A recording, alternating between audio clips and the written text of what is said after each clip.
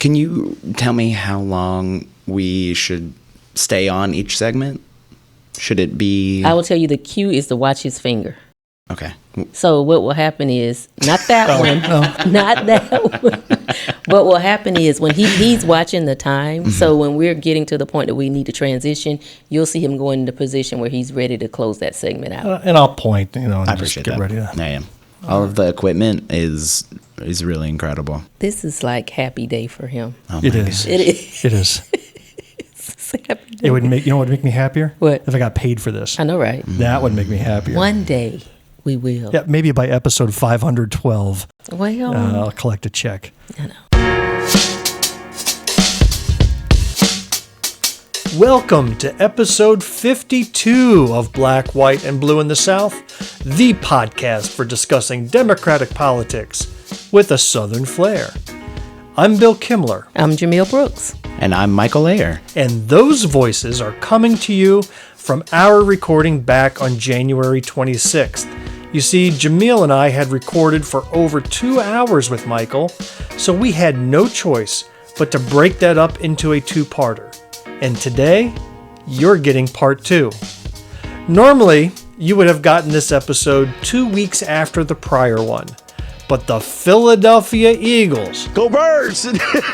screwed things up, and I'm going to be traveling out of town to enjoy Super Bowl Sunday with my family.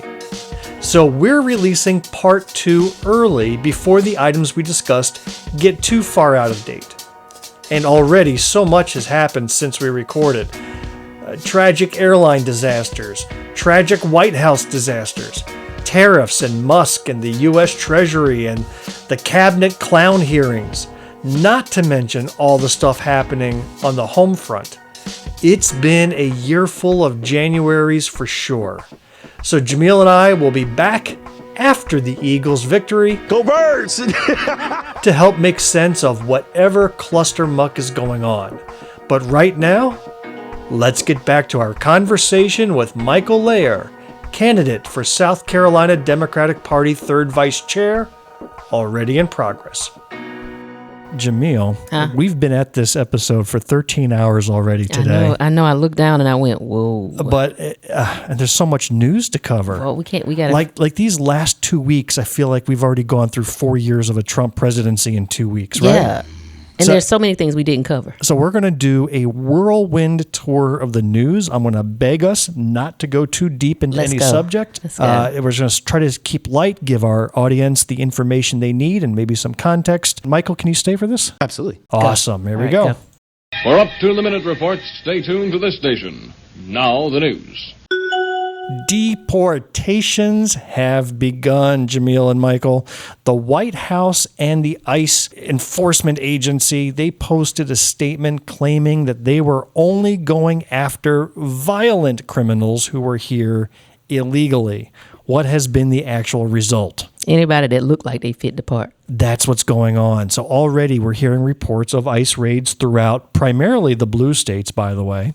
And they're picking up people. In one case in New Jersey, they picked up and detained a U.S. citizen from Puerto Rico who was also a military veteran. But you know what? He didn't have his ID on him, so he got detained for hours and was questioned by ICE. The Navajo Nation is reporting that they are being stopped and asked to produce their papers. So basically, we have entered into a world of walking while brown and being forced to identify yourselves with papers. Otherwise, your freedoms will be taken away temporarily. That's right. Black people used to that, though. We've always fit the description. Are you saying welcome to the club? That's it. You fit the description. My goodness. Question on the suspicions of being brown. So they're starting to round up people. So it's not just about violent criminals. And you know what's funny? I actually follow a couple of Spanish-speaking advocates on Facebook. Okay. And I look at the comments. So somebody will post, here is some helpful hints about what to do if you're questioned by ICE and so on. And the comments are all in Spanish. So I turn on the old Google translator. You would not believe the number of Trump and MAGA supporters in Spanish supporting this, because they are repeating the line from ICE saying they're going just after the violent criminals who are here illegally. They're not going after the peaceful ones, which we are seeing all over the country is not the case. They're going after everybody. Would that encompass the school that they showed up to come in? I don't know if you saw that in the news, but they actually went to one school, and the school called the police department and said, we're not letting them in. Oh, I think this was in Chicago, if I'm not mistaken. Right. How violent are they? They babies. And of course, in the typical Trump administration fashion, anything they do in a rushed manner is being done very incompetently. Yeah. So what's happened is they stuck these, quote, illegals on planes and tried to fly them back to their countries. What's occurred? They said their defense was after Mexico rejected them. All right, so Mexico rejected a flight. They did not approve for them to land. And after that, the publications that came out from administration is that it was an administrative error. And then right after that, they quickly said, but Mexico did take the 4 other planes that went. Just today, before we started this recording, Colombia is now reporting. This is the country, Colombia, that they have turned around flights trying to land.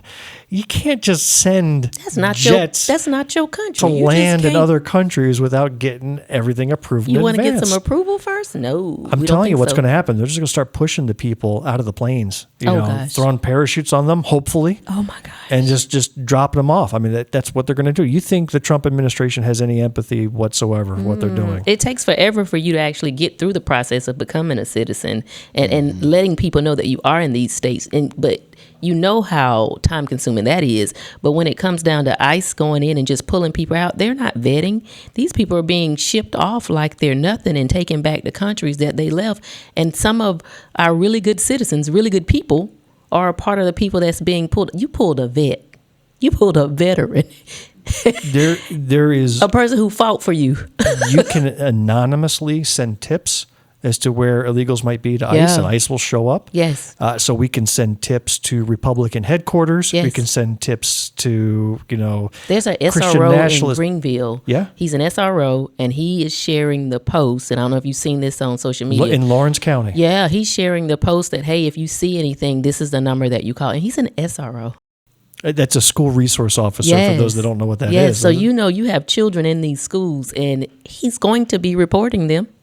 He is going to be reporting those families. In one state, legislation has been floated to create bounties that the state will pay you for tips that lead to arrests of illegals. So basically, again, for those that are supporting this, and especially our brothers and sisters in the Hispanic community who support this, remember, you are not exempt from being pulled over and detained.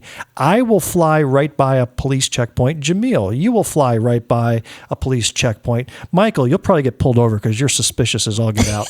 But if you have brown skin, you can expect a 10-time percentage chance you're going to be pulled over for being under suspicion of being an illegal. And so the red card that you're probably going to mention, but that red card, it advises, and there's a YouTuber out here, and I don't remember his name, but he works to show how you're to conduct yourself if you ever go through an immigration checkpoint. And the number one thing they tell everyone who's going through an immigration checkpoint is to not talk.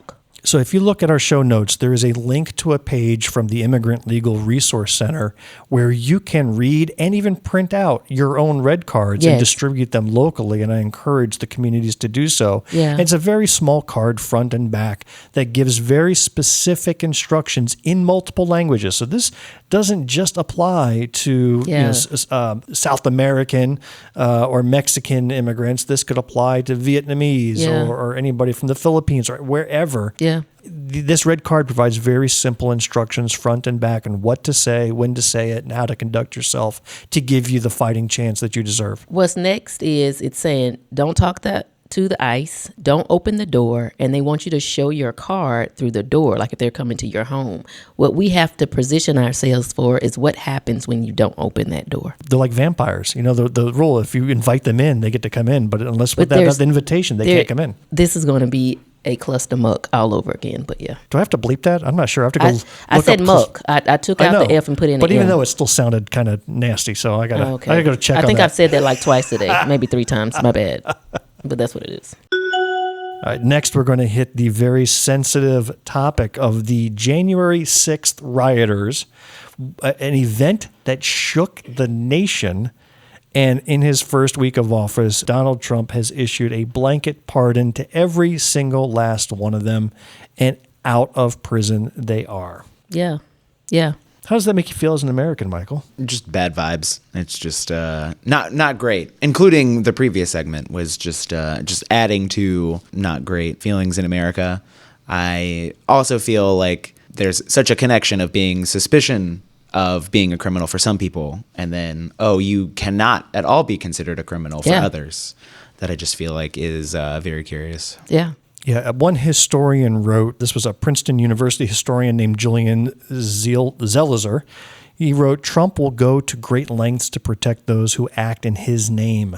This is the culmination of his effort to rewrite January 6th, in this case using his presidential muscle, to free those who were part of a violent assault on the Capitol. And there's no other way to describe it than a violent assault. I said the same thing. I said, we said this a couple of episodes ago in our other season where we said there is no way you can say you back the blue if you back this foolishness. So I want to play a clip from Pod Save America where they talk about one individual officer's experience from January 6th. Oh, wow. And the people who were just pardoned. So this clip starts with the very end of a Trump interview with Sean Hannity, and then the host of Pod Save America speaks on that. Okay. They were very minor incidents. I'm so angry about this. I want to talk about Michael Fanone for a minute. This is a DC police officer. He was beaten within an inch of his life on January 6th. Wasn't even on duty that day. Responded to radio calls for assistance. After he got there, the rioters dragged him down the steps, sprayed chemicals in his face, beat him with pipes, tased him repeatedly in the back of the neck, and said they were going to kill him with his own gun while he said, please, I have kids. He suffered burns, a concussion, traumatic brain injury, and a heart attack. He had to retire. He testified at the January 6th trial. He's gotten threats. His family's gotten threats. He said that as recently as a month ago, his 76-year-old mother was outside gardening and someone threw human feces on her, a Trump supporter, because of her son. The man who tased Michael Fanone is Daniel Rodriguez from California. He saw Trump call for a protest on January 6th, got on a big group chat, told everyone to bring knives and bear spray to Washington, where he said he would, quote, hang Congress. And after he tased Michael Fanone until he lost consciousness, he wrote on the group chat, quote, tased the fuck out of the blue. And after he pleaded guilty to assaulting an officer with a dangerous weapon, he walked out of the courtroom. He screamed, Trump won. He was sentenced just about a year ago, and now he is free. No shorter sentence, free. And now Michael Fanone is trying to get a protective order because the rioters who were pardoned are now threatening to go after the people who sent them to prison. I don't know what to do with that, Dan. Yeah, I don't know what to do with that either. No. But I'm telling you, this whole thought process of this thing that Trump is doing is allowing white nationalists to feel like as long as they do dirt and do it in the name of Trump, they will be forgiven. This is just the beginning of what he has started. How is it that a Capitol police officer is not safe? This is a person that you've got to go to start trouble with in order to get to react to you. He ain't just patrolling down the street. You went to him to start this trouble, and then you've done so much damage. He is creating, and that is what's woken up all of this. You know, you've seen, what's the guy that, the guy from the X people, the X guy, Elon Musk, child. I didn't want to call his name, honey. I didn't want to call his name. Sorry, I thought you were saying eggs as in like chicken eggs. I didn't want to call his name. But I mean, you've gotten to the point to where you allow anything that's Nazi-like to be comfortable, to be displayed on the steps of a nation that we built, not that they built. This is a nation that we have built and poured into for years and years and years. And just so Trump gets to pat his chest as if he's been the greatest, he is going to allow this type of sore or infection to fester and bleed out. So this is something that our own Representative John McCravey on his Facebook page praised the release of Daniel Rodriguez. Praised it, said that Trump did a great job by pardoning them. I posted a very short clip showing the violence conducted by these rioters and just a comment saying, sadly now this is no longer an illegal act. right? This is now condoned behavior. And out of the woodwork comes people, family members of mine, people that I know casually. Their position was, oh, come on. One actually said, Bill, you're a smart guy, but I can't believe you're being so dumb about this. You know that this was a setup and that there was a conspiracy afoot to, I don't know. I don't even know what the conspiracy was. How can people think it's a conspiracy when they have themselves? He says that they were allowed into the building. They were encouraged to go in there. They were riled up by paid actors. They were riled up by Trump. Right. That's the one thing. And encouraged by Trump. So one said that. Another came at it from an angle saying, oh, these guys have been in prison, a majority of them for very minor offenses for 4 years, as if the justice system worked where on day one, on January 7th, they were locked up and have been in prison since. You heard this guy, the one that tasered a police officer, was sentenced less than a year ago, barely served time, and now is free to go. That is what the reality is. Yet, the Fox News and the Trump Truth Social and whatever that BS is have got a good portion of this country completely brainwashed to think that January 6th was not Trump's fault. If we let this continue, we are giving them just what they need. If they don't care about the lives of the Capitol Police, right, and they don't respect everything that's associated with it, any uniformed officer that does not align with their way of thought and making sure that they get to carry out their motives, their mission, will be eliminated. So what are the Blues saying about this, Jamil? They ain't backing that blue. Now, what are the Blues saying? What do you mean? The Police Officers Union have come out with a statement. Oh, they got a problem with it. Yes. As they should, but they initially supported and endorsed Trump. They did. So they endorsed him, and now the Fraternal Order of Police issued a statement alongside the International Association of Chiefs of Police last week, saying, quote, crimes against law enforcement are not just attacks on individuals or public safety. They are attacks on society and undermine the rule of law. Allowing those convicted of these crimes to be released early diminishes accountability and devalues the sacrifice made by courageous law enforcement officers and their families. Make no mistake about it. Trump sided with violent criminals, as did people like John McCravey and others who support this. Let them walk free, and now these poor officers live in fear for the rest of their days. Yeah. And any further attacks is blood on their hands they will not be able to wash. Yeah.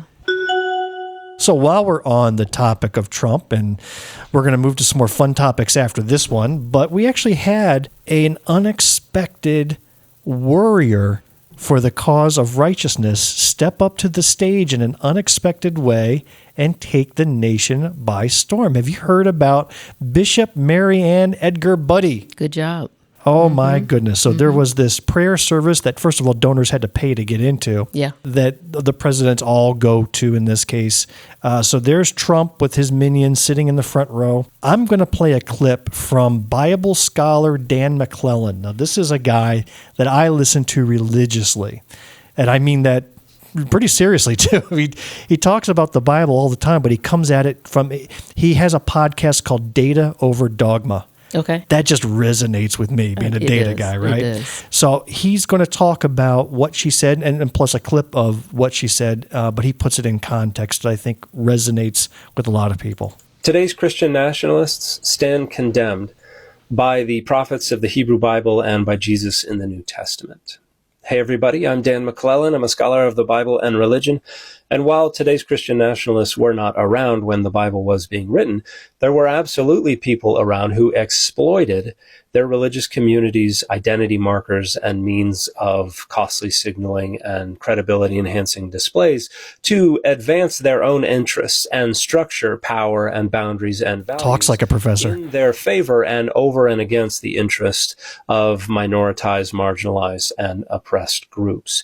And they are directly condemned by the prophets in the Hebrew Bible and by Jesus in the New Testament. And there's a wonderful example of this going on right now in the folks who are condemning Bishop Mariann Edgar Budde, who recently gave a sermon that was attended by President Trump and his squad.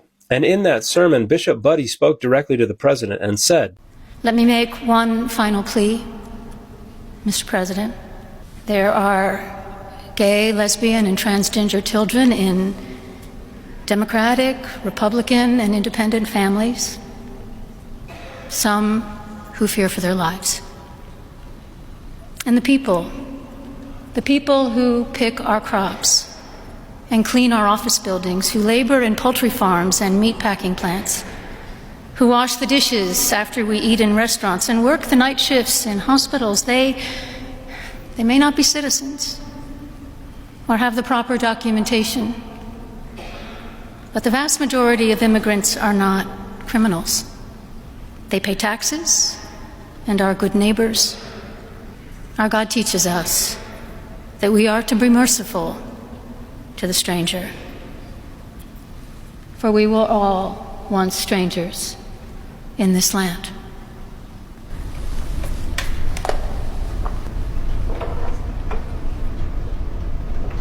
Now, this is perfectly in line with the prophetic critique that we find in the Hebrew Bible, as well as in the New Testament. This is something Jesus says multiple times in the Gospel of Matthew.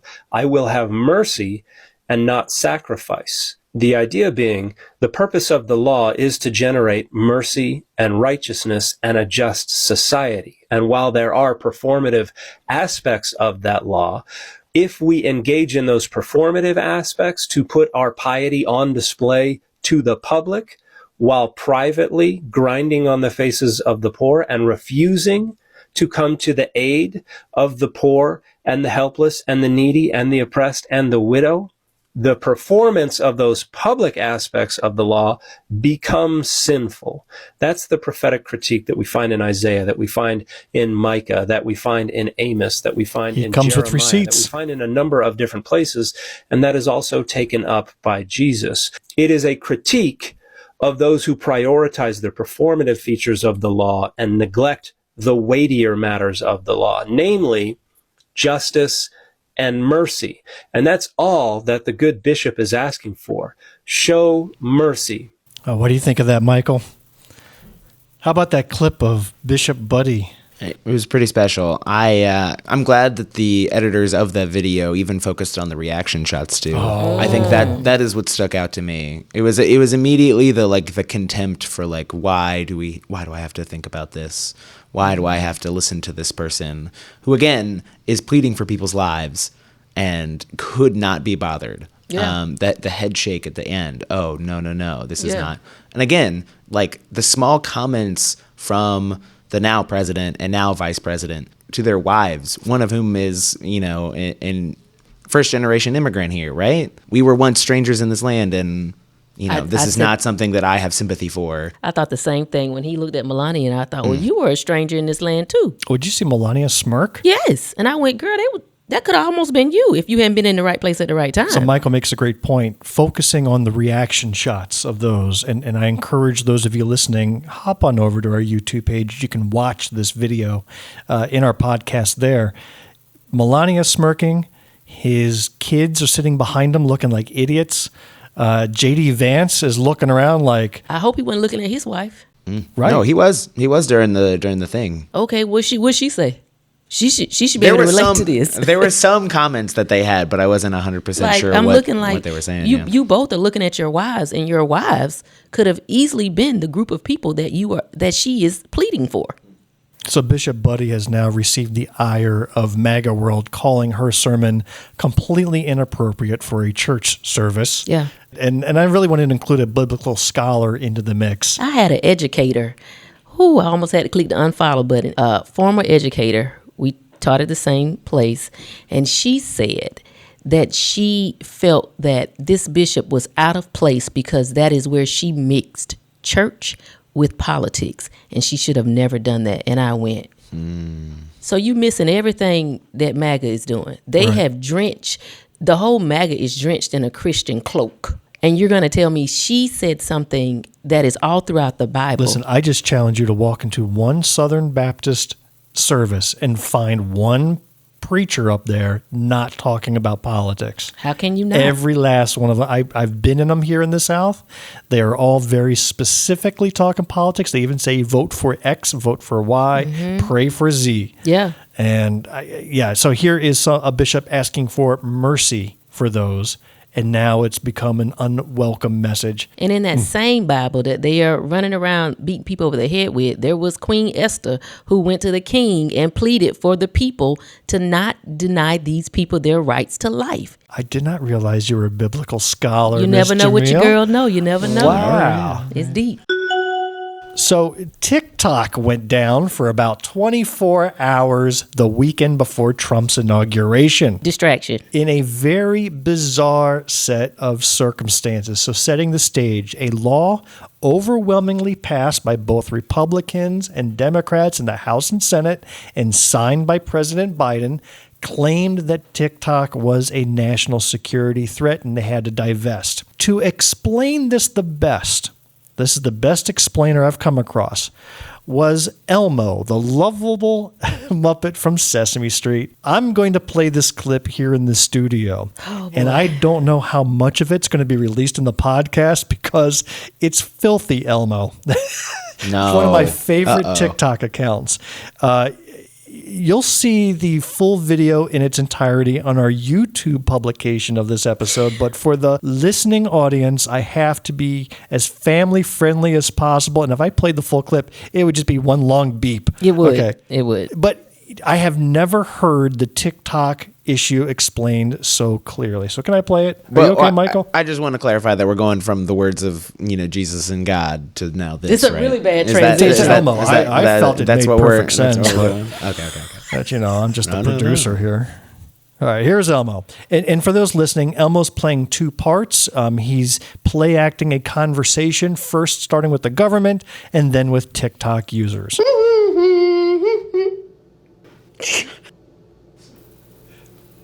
What are you f***ing doing over there, huh? I'm just dancing, having a good time. Nope, you're out of here. You're f***ing done. You're done. Can't have that here.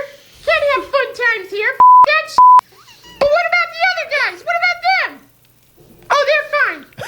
They can party all they want. You're f***ing done. Tired of your shit. What kind of bullshit is this? That's bullshit. Just trying to uphold the law. Gotta abide by the things with the law and stuff like, you get it. No, it doesn't make any f***ing sense, but I mean, sure, whatever you f***ing say. Is there a better explainer? Oh my gosh, Bill. Only you would find that, Elmo. I just want to point out that my exact reason for why I think this was very frustrating for users of TikTok was that it is all social media companies doing the exact same practices. Exactly. It is every single one. Exactly. Every single one. The missing component is that they don't have control over that one. Or they see the results of people getting access to information that they did not particularly like, and instead of being like, hey, we want to censor that specific type of speech, we want to censor the messenger here. I also feel like forcing the app to kind of cozy up to a group of people who are already wanting to shift public conversation towards the right, not going to be super enjoyable. And so now Trump is taking credit and people are giving him credit for bringing TikTok back. But let's actually go through a little history of how this TikTok ban got started. We're looking at TikTok. We may be banning TikTok. Y'all forgot about this, didn't you? Yeah, Trump could save TikTok, but he also helped create this mess in the first place. That is until he realized he could be a star on the app and then was convinced that being pro-TikTok would help him sway young voters in the last election. But before this 180, back in July 2020, Trump wanted to ban TikTok as a punishment to China for their handling of the pandemic. And in August of that year, he issued an executive order to ByteDance, TikTok's parent company, to divest from US interests or face sanctions. He was one of the people repeating the argument that TikTok's data collection threatened the US, and he gave the thumbs up to a deal where Walmart and Oracle were supposed to have stakes in TikTok, which was eventually shelved. His attempt to ban TikTok was stopped by a federal judge who said that Trump was overstepping his authority, and then Biden actually revoked his original ban in 2021. See, a lot can happen in 4 years. Now, when the ban was signed in 2024, it was conveniently folded into a really big bill that also provided foreign aid to Ukraine, Taiwan, and Israel, among other things. So, some key takeaways from this whole debacle. Number one, things get hidden in really big bills, which we're going to see more of, so it's time to pay attention. 2, public pressure can change minds when people come together on an issue. And 3, you don't get to be a hero for solving a problem you created in the first place. Bingo. Especially when you benefited from creating the problem. Oh, she said that perfectly. She did a good job. Mm-hmm. So is or was TikTok a real national security threat? As Michael pointed out, they're not doing anything different than all the other social media companies are doing. About the same level as everything else, Facebook and anything else. I think it also is important that that specific question depends on which congressperson you're talking to. Well, let's talk to AOC, shall we? AOC actually this is Alexandria Ocasio-Cortez. Yes. She actually gave a behind-the-scenes view as a congresswoman as to how this TikTok ban went down. So this is what she has to say. Okay, I want to talk a little bit about this TikTok ban, which I voted against, by the way, since this is coming up soon. Last year, when they brought this ban up for a vote, number one, they said it's a national security issue, it's a national security issue. I said, okay, that's serious. Let's see the case. Let's see the intelligence. Let's see what's going on. I can tell you that what was presented to all of the members voting on this thing was not very compelling. Like there was no real information that was given that was a smoking gun, that was anything specific. It was very vague, not convincing, and frankly, it was not convincing to many other members as well. In fact, very high-ranking members on the House Foreign Affairs Committee came to me after the briefing, and they were very shocked and pretty surprised at the lack of substantive information in the briefing. They were genuinely expecting there to be some real or compelling intelligence shared that would substantiate the argument. And there just wasn't. So we'll leave it at that. Yeah. But she was underwhelmed, and I get it. Well done, AOC. They have the same strategy. The strategy is you just withhold information. And like the last clip said, you fold really important stuff into a really big bill, and people read the headlines and they think that that's the bill. That ain't it. Dig a little deeper. And this is just another one of those things. But you know, I've always said, and I try to keep saying this so people can look at it different ways, but I've always said things like slavery and segregation, that stuff ain't dead. It's not dead. What has happened is it has changed, so it looks a little different to you. And then what has happened is gotten bigger. Individuals who probably did not experience these different types of oppression and suppression are starting to experience it more. And so when we look at what is happening from a social media standpoint, or this attempt at massive censorship, you know, you're looking at another way of one key individual having control over what you have access to, and they kind of still pull from you things that you wouldn't give them freely, but they're able to take it from you. In this, instead of talking about what we really need to be talking about, we're talking about an app. But the bigger issue here is protecting the individuals that are using the app, their privacy, their rights. And those are the things that are not being discussed here. And we miss it because you're talking about TikTok. It ain't about TikTok. It's about the use of you as an individual and your information through those type platforms that sometimes get covered up. And so we have to start calling it what it is. And when I saw AOC, that just made me say, everybody stop and listen. Now, you know, I cut AOC off because the clip goes on for another 2.5 minutes. I saw her. Everything you just said is what she said. Oh, shut up. So she goes on to say we should be focusing on privacy rights and data ownership and protecting the child. She went on to say that. So there'll be a link to her full clip in the show notes. But everything you said is exactly what she said, and the two of you are on the same wavelength. Yeah, go ahead, AOC. So I was caught up in the middle of this. I was actually on my computer Saturday night uploading some TikTok clips from our show and got the weird message and said, sorry, no longer available, and hopefully President Trump will fix it. Then it comes back the next day, and on the app, everybody got the same pop-up message. Thank you to the efforts of President Trump. We can now come back online. And there's a lot of different reactions to that. The most common one was you don't get to take credit for fixing a problem you created. But I had one that I really hadn't heard anybody else say, and it goes back to something that Vice President Kamala Harris said, that Donald Trump can be played like a fiddle by foreign entities. So here I am, a foreign owner of this app, and I am going to lather Trump's behind with praise because he is easily motivated. And when they start putting messages like we put our trust in you and thank you, Trump, and we owe everything to you, and now magically the whole world is back to wanting to have TikTok.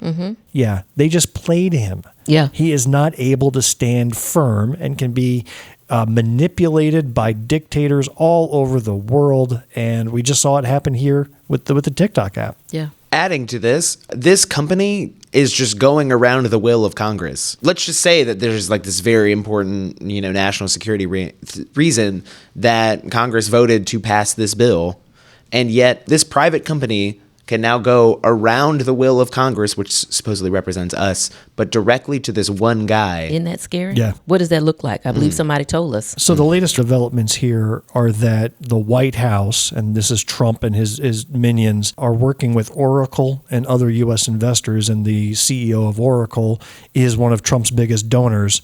So now the White House is interfering and weighing the scales towards people that contributed to his campaign and saying, we're going to let you have stakes in this. Well, the dude told us what he was going to do. He said he was going to take care of the people who took care of him and get the people who didn't. All right, this next topic here, Jamil, I'm going to let you drive it because you were on the spot on January 17th, controversial book banner and PragerU shill Ellen Weaver, who also claims to serve as South Carolina's Superintendent of Education, visited Greenwood as a keynote speaker at the Greenwood Chamber of Commerce's Morning Blend program. I tried, as you know, Jamil, to gain admittance, but they locked me out. Yeah. They knew who I was, and they shut the ticketing down. That is not it. Not our sweet chamber. They tried. I tried, but they said, no, Bill, you can't get in. So we sent undercover reporter Dr. Jamil Brooks to the scene. Dr. Brooks, what do you report? Nothing much. I mean, I think that the key things that I thought I expected more out of you, Jamil. He's rolling his eyes at me, if you didn't know that, Michael. So, I'm not a fan of hers. I don't sugarcoat it at all. So she came, and it was a very small, I would almost say you could have cherry-picked that audience to make sure that you had the right people in there at the right time. It was at a time, and she came during a time where, of course, all educators were in school, but that's just the time that particular event happens. It's a regular event. It happens at 8 o'clock in the morning. She should have came, and it would have been great if she could have came when they were on the Christmas break. That way educators could have come and had a really close up and personal instead of being handpicked by their district of who talks to her. Would have been perfect. But she was able to come. She came in and she talked about her plan for education for the state. And she talked about the tiers and how she was looking to include, of course, you want to make sure you can fund education from the teachers on down to whoever else. She wanted to talk about the different resources and the additional training. She even mentioned that Read to Succeed course, and I think she had maybe she helped develop that initial Read to Succeed course that we had to take as educators. But she talked about that. She referenced 2 of the schools that have done really well in our area, which was awesome that they're using what they got to do really well. And then there was one question that came, and I was already rolling eyes and frowning up. Because was the audience allowed to ask questions? At the end. She did her presentation and she opened it up for the questions. But at the beginning of her presentation, she throws in, I think it was Mary McLeod Bethune, and she was talking about how she belongs to us and other states try to take her, but she belongs to us and how she really looks up to her. And I'm thinking, girl, get that to somebody else because we really not listening. But anyway, at the end of the presentation, she opens the floor for questions. Our very own Bishop Oliver McCray stands up and asks a question that he's asked before to us in a different setting. And he said, well, Superintendent, and I'm paraphrasing, what about the school discipline problems, if there are any, problems that are occurring on behavior situations? And I'm paraphrasing her response, but I was hoping that everybody in that room focused in on what she said. So one part of her response was that she believes that superintendents are like, their hands are being held by the OCR So the Office of Civil Rights is holding their hands for disciplinary issues. And I looked at people at my table and I said, now what is OCR doing down here at the state level? You must be doing something real major to get OCR involved. And so she said she just feels like if the superintendents could truly do their job, you probably wouldn't have all those disciplinary issues.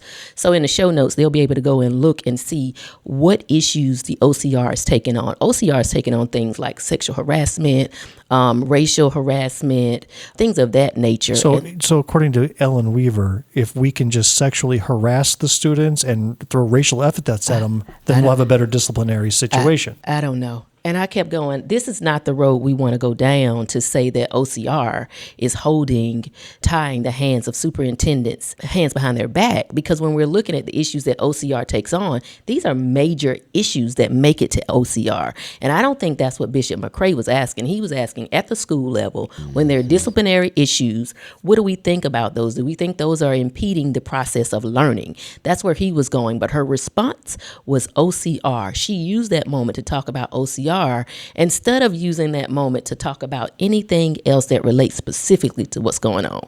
And I kind of wanted to raise my hand and say, give me a specific situation where you feel that what you've seen through your research, that OCR has tied a superintendent's hands behind their back. So how do you explain the photo you posted where you were buddying up next to Ellen? And you will never see that.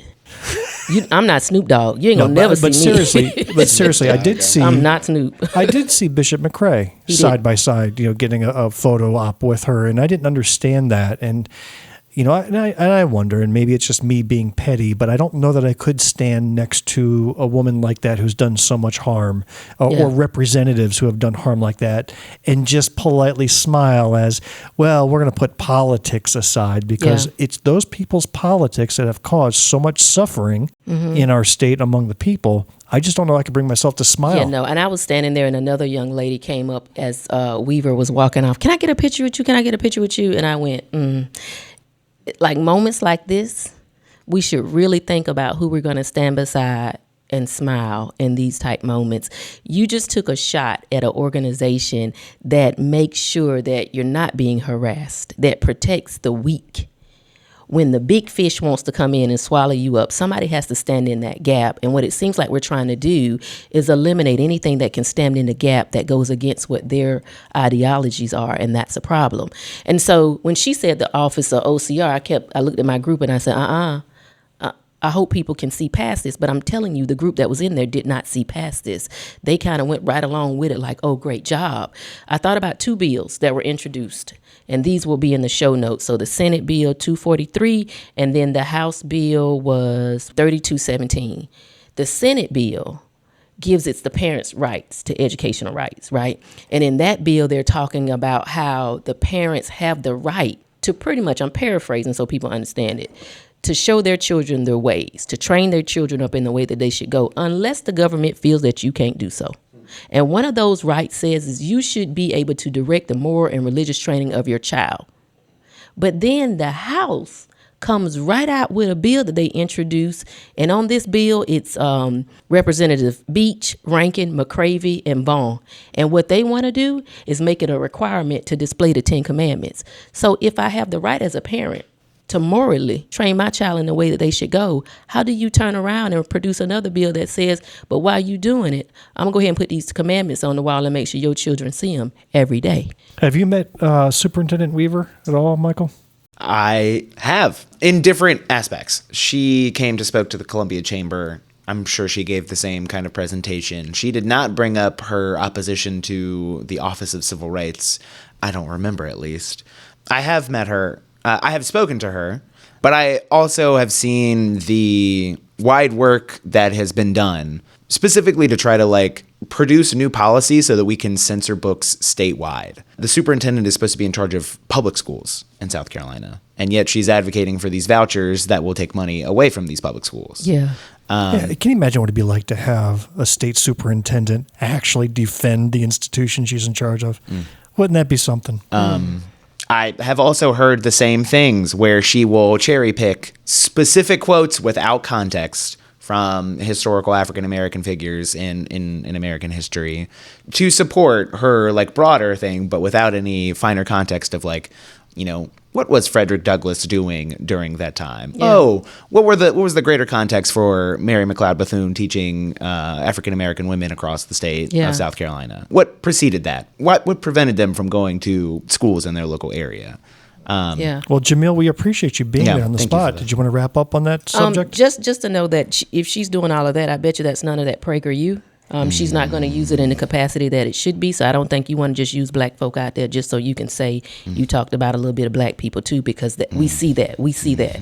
And then the other thing that I would say is that it is really important for parents to take time and see what is going on in their schools and to show up and to make sure that you are visible. They need to see you, because if not, things will continue to shape shift in front of your eyes, and you and your children will be in a position that you cannot dig yourself out of fast enough.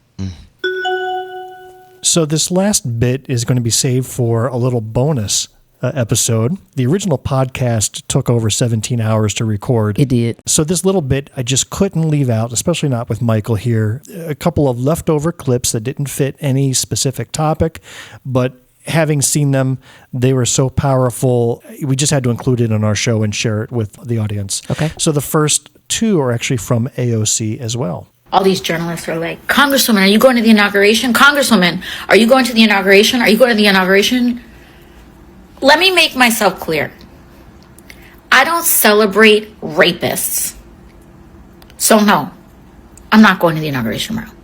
There is nobody who cuts through the BS better than AOC. Well done. She cut right through it. Well done. AOC also wanted to talk about this administration after their first couple of days dismantling everything that our country stood for. I'm going to tell you all right now, they do not give a damn about the cost of eggs. They do not give a damn about making your mortgage payment lower. They don't care about making your prescriptions more affordable. As a matter of fact, one of the first things that Donald Trump did was revoke the Biden executive order that lowered prescription drug prices. This is like the whole game right here. They are here for the fossil fuel CEOs. Los Angeles has been on fire. People have lost everything. And we haven't seen even a single shred of urgency from this Republican majority about even a disaster supplemental to help people get the FEMA assistance and everything that they need. You know what? I had a thought. Let me back up to Weaver. I don't know if y'all have seen this, but I want y'all to look at State Superintendent's Facebook page. She traveled recently to Washington, D.C. I believe that was probably on our dime. And she went to attend a march or some type recognition for all of the children that have been lost to abortion. And she wanted to show support for that event, and she wanted to recognize the individual who had been doing so much work towards that. Now, that is on a state superintendent's page. You traveled to D.C. to show support for all of the children. This don't make sense to me. The children that were lost due to abortion. What if you write that out, it still don't look right. Not even the right to bodily autonomy taken away from 50% of the population. Not even let me make sure these children eat. No. Not even protecting those kids. Oh, no. Not even protecting those kids from people in their lives who are wanting to do harm to them. Not even making sure the parents have health care. What she's bemoaning are all of the potential private and religious school students that she's not able to give funds to. Ooh, good assessment. Right? That's what she's bemoaning. It could have just made all of those owners of those private schools richer, and now they're not here to do so. That's my guess. So this last one is probably one of the most powerful statements I've ever heard. Just came from a gentleman who spoke literally 2 days after the election about his thoughts, and it's resonated with millions across the country. Well, it's 2 days after the election, and yesterday I had a really hard time trying to pinpoint why I don't think I've ever felt more heartbroken and hopeless as I do now. There have been a lot of times in my life when I've been disappointed, when I've been depressed, when I've been angry, but I have never felt these things to the depth that I felt yesterday. But I gave it some thought, and I think I figured it out. The reason I'm so heartbroken, destroyed, and absolutely disgusted with the results of this election is that it invalidates everything I have ever been taught about how I should live my life and everything I've tried to teach my kids. So it's an absolute betrayal to realize at 57 years of age that when it comes really down to it, over half of this country really doesn't value the notions of being kind, being generous, loving your neighbor, being accepting, having empathy, showing understanding, being truthful, being ethical in business, being sensible and level-headed, not being a bully, not being selfish, and not being a total asshole. And because I've been taught these things my entire life, it's really easy for me to see that Donald Trump is a vile and despicable human being. He exhibits everything that I have been taught to set my sights against in order to be a good, functioning member of society. But now, over half our country supports this person and believes that he's the one who's going to make America great. Well, hey, here's a secret. Someone who has worked so hard at sowing discord is never going to do anything to unite us. That's his big lie, because he doesn't benefit from Americans coming together. He and all the Tucker Carlsons and Alex Jones out there, they profit from the rage that they're able to manufacture. So don't tell me it's okay if we disagree, as if this is akin to our individual preferences for wine or toilet paper. This is not a simple disagreement. This is you telling me that the values I've held dear my entire life have no meaning or place in the real world. This is you telling me that I should be shrewd, deceptive, cruel, and intolerant. This is you telling me that the type of person you really admire and look up to is a rich, entitled, narcissistic, criminally convicted pussy grabber. And if you're one of those guys out there that likes Trump because, well, he says what's on his mind, he tells it like he sees it, he doesn't have a filter. Yeah, sometimes you need a filter. There was a time, not that long ago, when being an asshole wasn't cool. If you were a shitty person, you just kept a lot of that to yourself, and society was all the better for it. But now it's all, let's make America great again.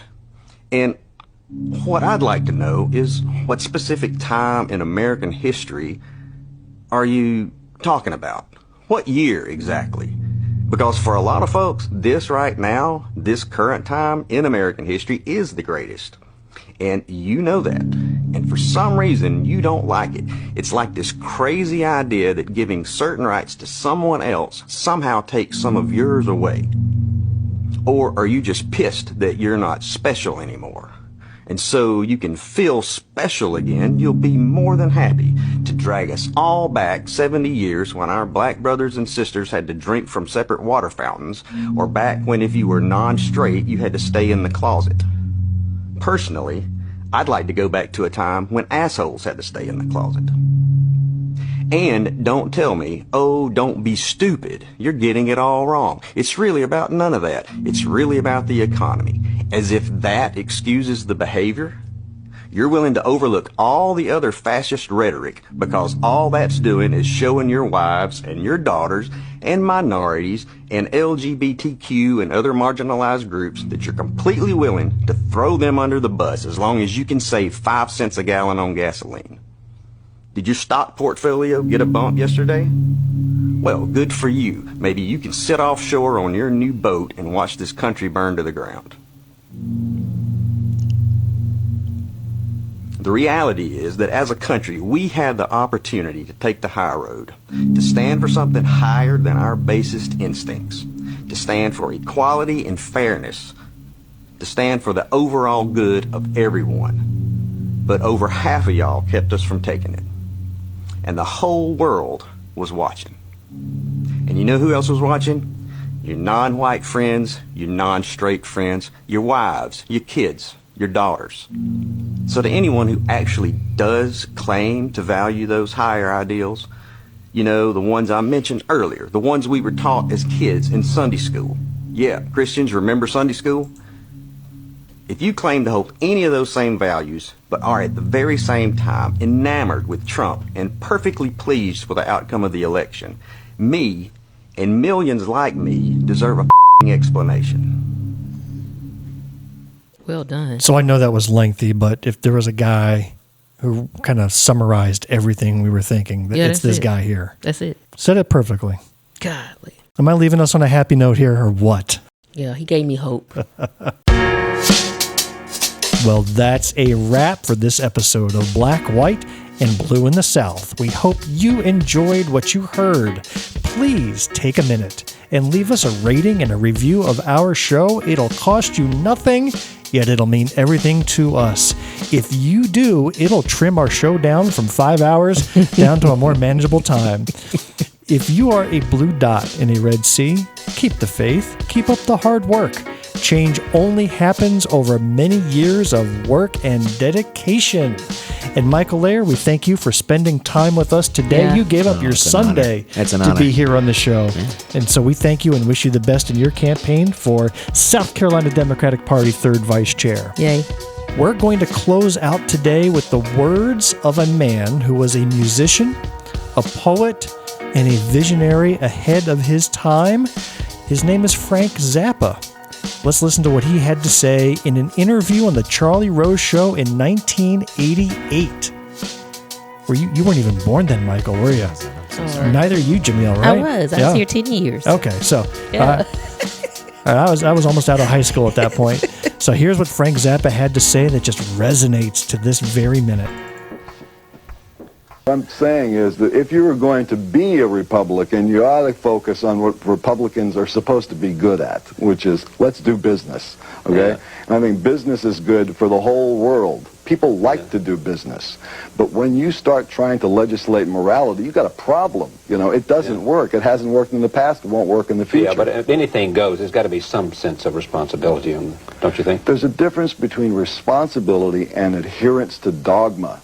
When the dogma becomes legislation, that's when you have the danger. I have this horrible fear that the United States could wend its way toward being a fascist theocracy, the cross converted into a symbol of fascism in the service of politics. This is bad. Ooh. He was onto something there. Ooh. Ooh. Prophet. You saw that? He called that out. He is a prophet. Oh, dang it.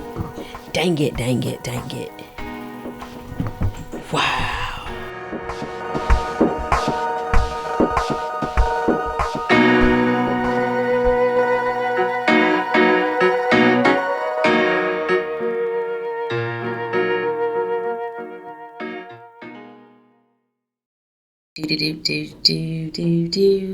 The end. The preceding podcast is a product of Big Media and copyright 2025. All rights reserved.